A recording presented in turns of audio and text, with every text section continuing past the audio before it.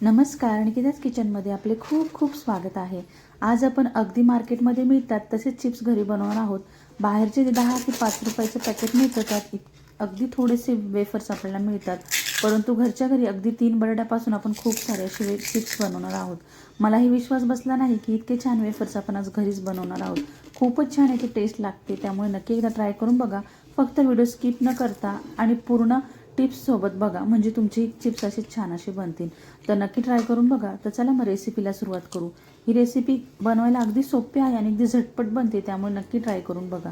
तर सर्वात अगोदर या रेसिपी करता मी इथे 3 बटाटे घेतलेत. बटाटे घेताना लक्षात ठेवायचं आहे, बटाटे थोडेसे असे कडकच असायला हवे आणि नवीन असला तर चांगलंच आहे, कारण त्याचे साल अगदी पातळ असतं आणि त्याच्यामध्ये स्टार्च कमी असतं. तर इथे मी 3 बटाटे घेतले आणि थोडेसे मोठेच घ्यायचे आहे, म्हणजे छान असे आपले चिप्स तयार होतात. तर आता याचं आपण साल काढून घेणार आहोत. तर मी याचे साल असे काढून घेत आहे. याचप्रमाणे तिन्ही बटाट्यांचे साल मी काढून घेणार आहे. तर तिन्ही बटाट्याचे साल काढून घेतले. आता आपण याला चिप्सच्या साहाय्याने त्याचे स्लाइस करणार आहोत. तर अगदी थंड पाणी घ्यायचं आहे आपल्याला. फ्रीजरमधलं घेतलं तरी चालेल, म्हणजे चिप्स मस्त असे कडक होतात. तर मी इथे स्लायसर घेतलेलं आहे चिप्स बनवायचं.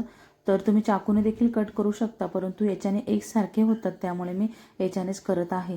तर या पद्धतीने आपल्याला चिप्स करून घ्यायचे. तर सर्व चिप्स मी तयार करून घेतले. तुम्ही बघू शकता मोठा बटाटा घेतलेला होता, त्यामुळे अगदी छान मोठे मोठे चिप्स बनलेले आहेत. आता हे आपल्याला 2 ते 3 पाण्याने स्वच्छ धुवून घ्यायचे आणि परत यामध्ये थंड पाणी घालायचे.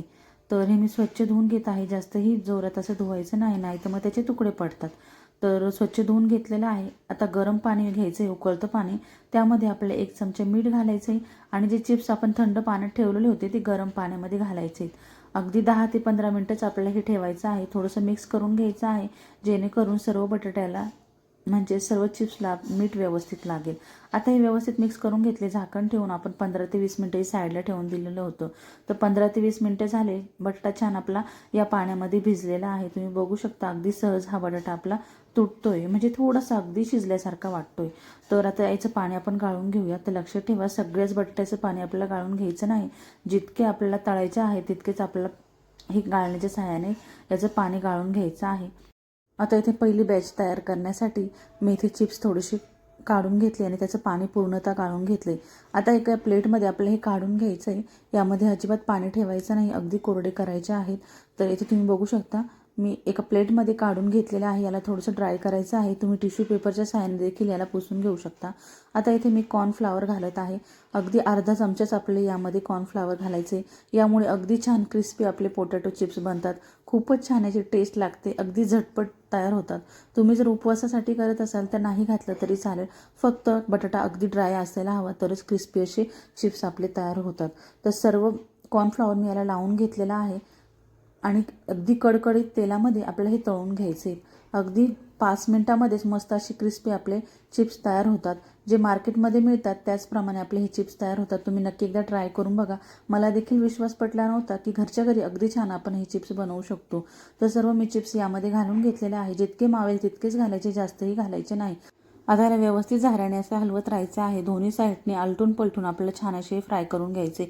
अगदी झटपट हे मस्त असे क्रिस्पी बनतात. तुम्ही नक्की एकदा ट्राय करून बघा आणि कसे झाले ते मला कमेंटमध्ये सांगायला विसरू नका.